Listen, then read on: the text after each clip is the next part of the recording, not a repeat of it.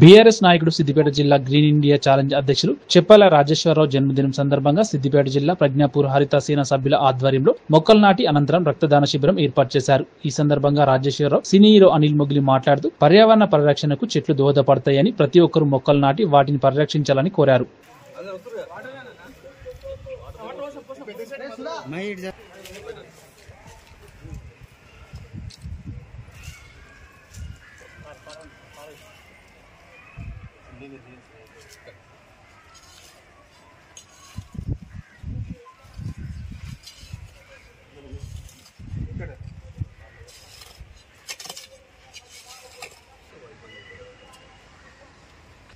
అందరికీ నమస్కారం. ఈరోజు మన సిద్దిపేట జిల్లా గ్రీన్ ఇండియా ఛాలెంజ్ హరిత సేన ఇన్ఛార్జ్ వరిలో గౌరవనీయులు చెప్పాల రాజేశ్వరరావు గారి జన్మదిన పురస్కరించుకొని స్థానిక ప్రజ్ఞాపూర్ గ్రామ పంచాయతీ నందు మున్సిపల్ నందు త్రిశక్తి ఆలయంలో 3 మొక్కలు నాటడం జరిగింది.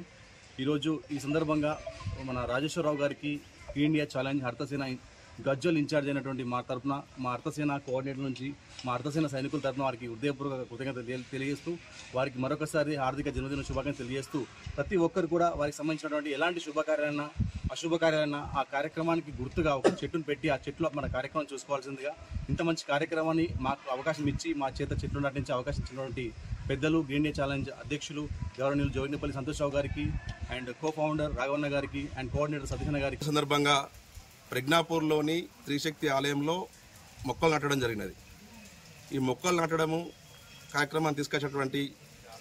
జోగినపల్లి సంతోషరావు గారికి కృతజ్ఞత తెలియజేస్తూ, ఇంత మంచి కార్యక్రమాన్ని చేపట్టినటువంటి ప్రజ్ఞాపూర్లోని త్రిశక్తి ఆలయ కమిటీ అలాగే ముద్రా సంఘం వారికి కృతజ్ఞత తెలియజేస్తూ,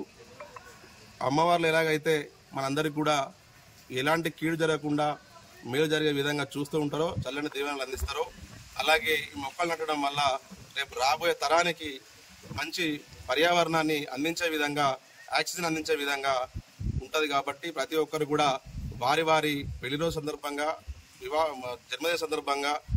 ఏ కార్యక్రమానికైనా కానీ మొక్కలు నాటి వాటిని ముందు తీసుకొని